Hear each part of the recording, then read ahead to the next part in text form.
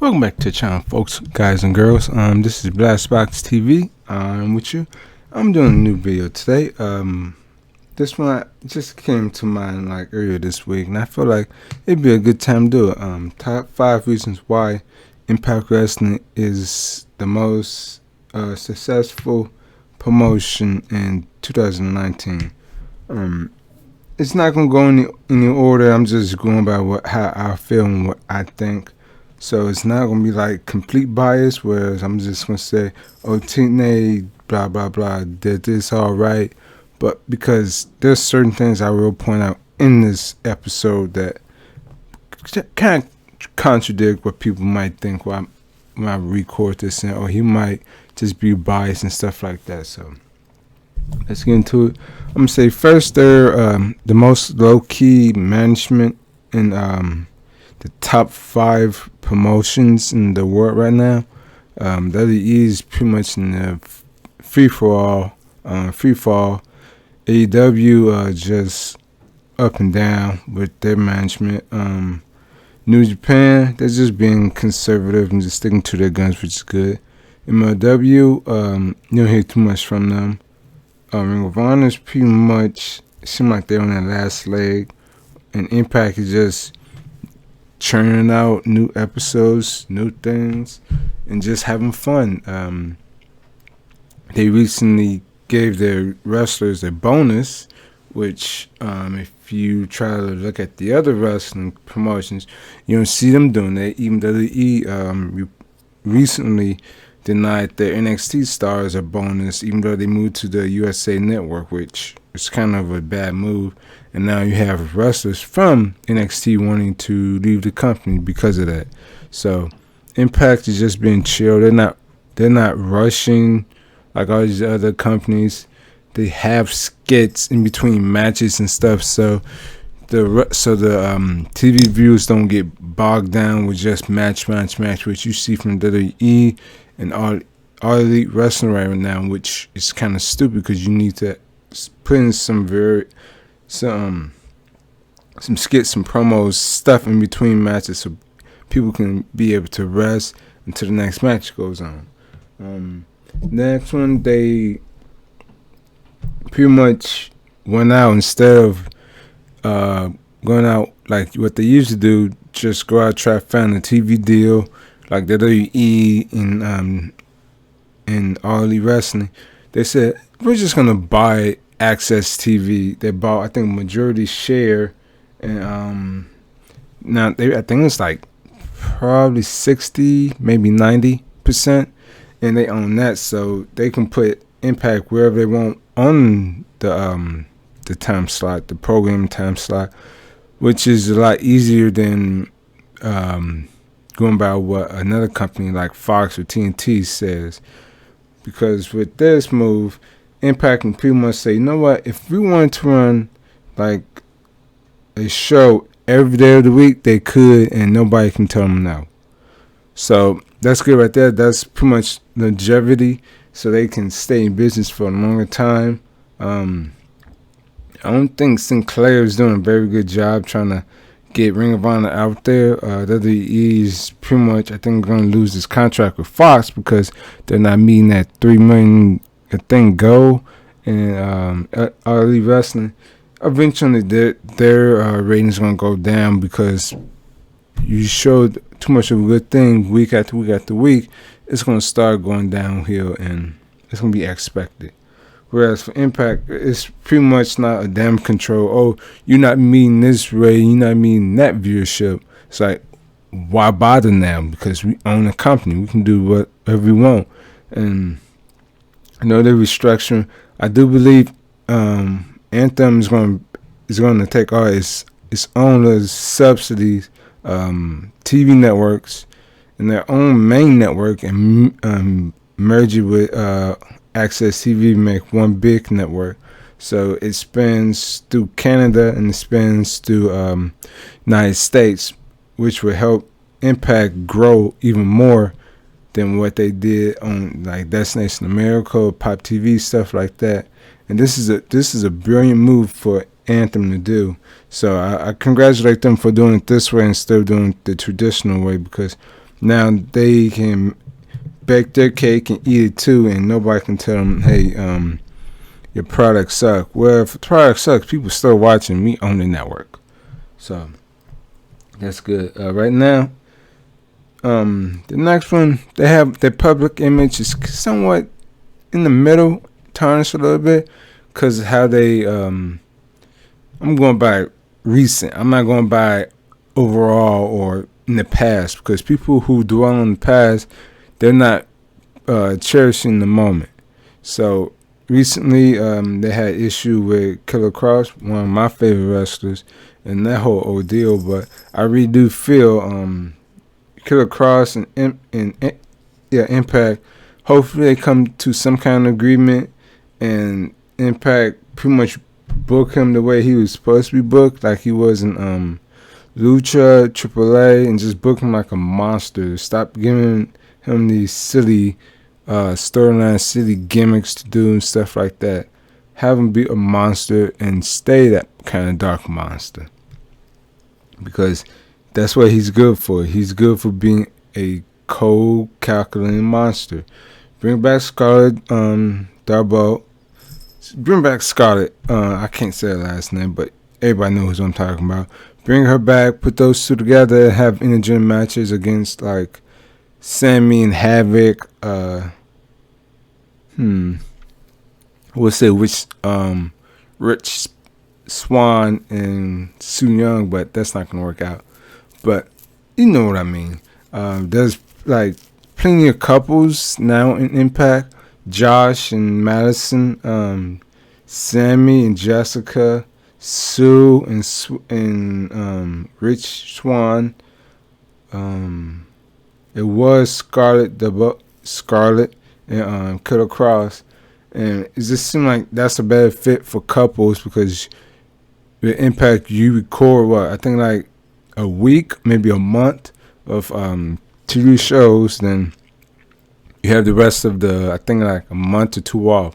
So hopefully in the future, Impact does like a I don't know how it is right now, but in the future have record like an entire month worth of content and show reruns until the tapings is done. So you have an entire month worth of tapings. Entire month. You know how much time the wrestlers who only work for Impact have time off to rest their bodies, heal up, do what they got to do, and then come back to do more tapings. That's a perfect deal right there. But I'm pretty sure it's pretty much like 1 or 2 weeks worth of tapings. For me, I think a month worth would be that would be solid right there for real. But they have to do it, not show like have like the first match, the first tapings, then like after that do the second tapings. They need to do day by day by day.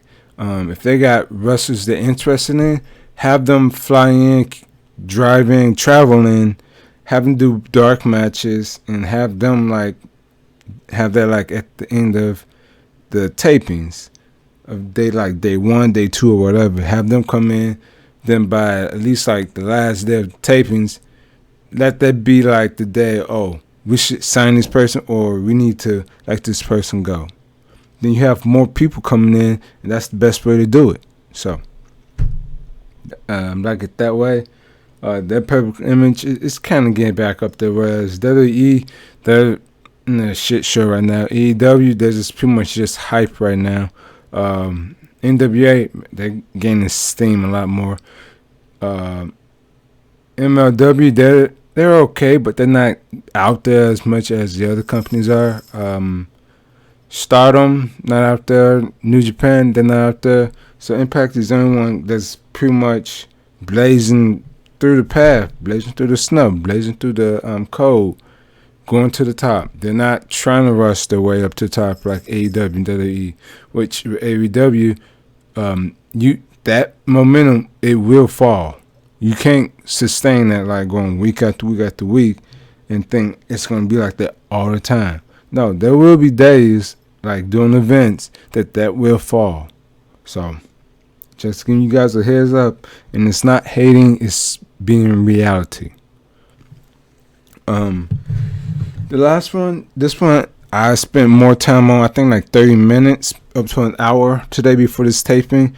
That I went through the alumni page on the wiki for Impact Wrestling for the women's wrestling, because pretty much Impact put North American women's wrestling on the map.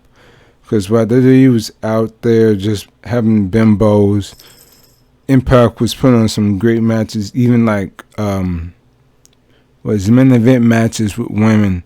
AEW's just got started, so they don't count.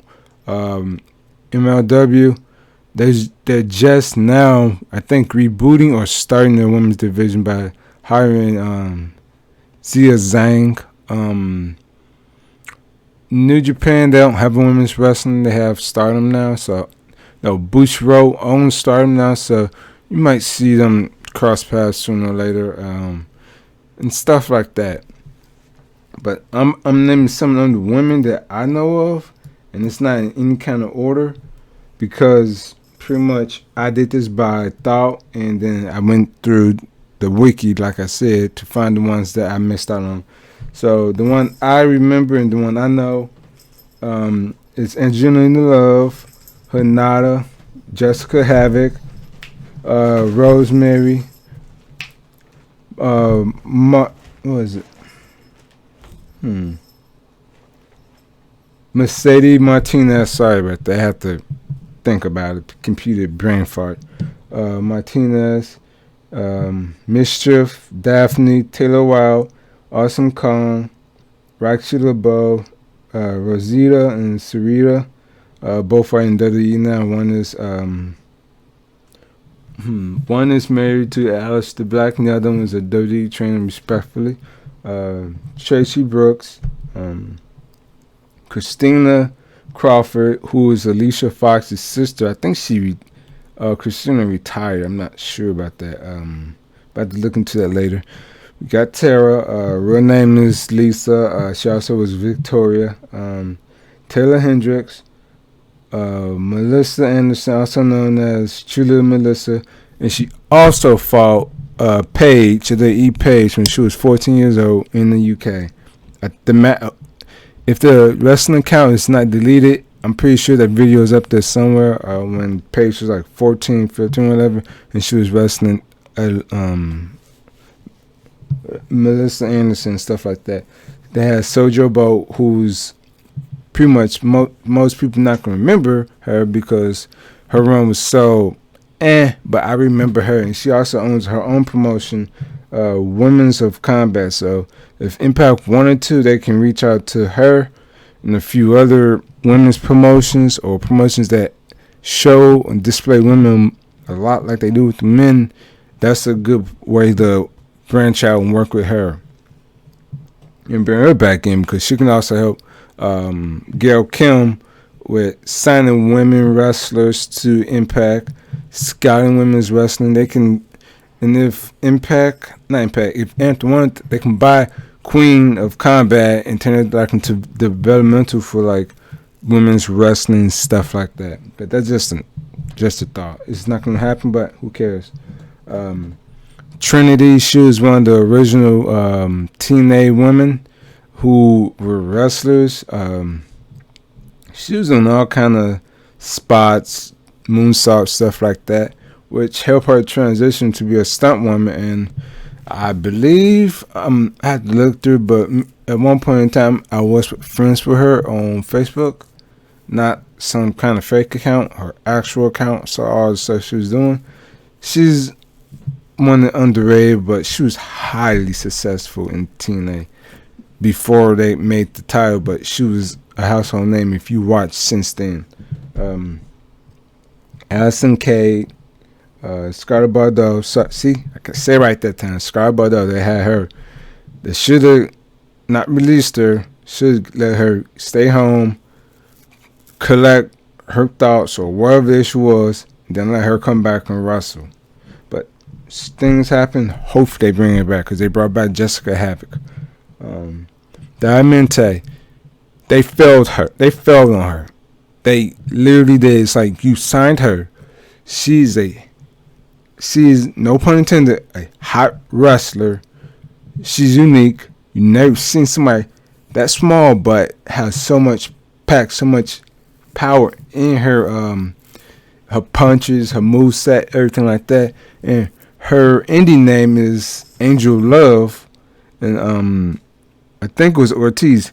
His indie name was Angel Love, so it kind of got muddy right there. So I'm happy they made one Ortiz on Diamante respectfully, but they need to bring her back big time, man. She's in Wild with Kira Hogan, who's I think her girlfriend. But I like to see Diamante back in Impact, back doing her thing, because she never had a chance to wrestle. She was injured, and they just had her on there, collect paycheck, and fired her. They need to bring her back, and they will regret that. I did say, I think I said Taylor Hendricks.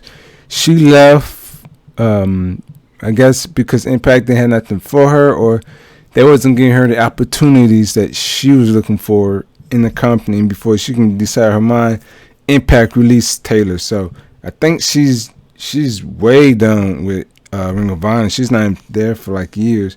Bring her back to TNA. She's a great fit for TNA, and I'm pretty sure, man, she's knocked it out the park. She's older, she's wiser, and she can actually help some of the younger women in TNA Impact get bigger. The last on my list is Mickie James.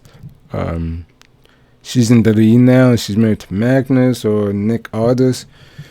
She had a kind of run. I wasn't too big on her. I was happy to see her have work, but I wasn't that big of a fan of hers because she was just there for the most part.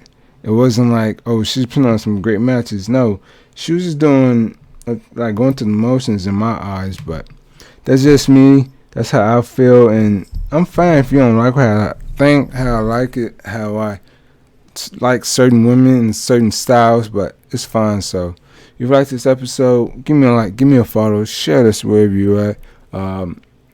Defend good wrestling. Don't defend a company.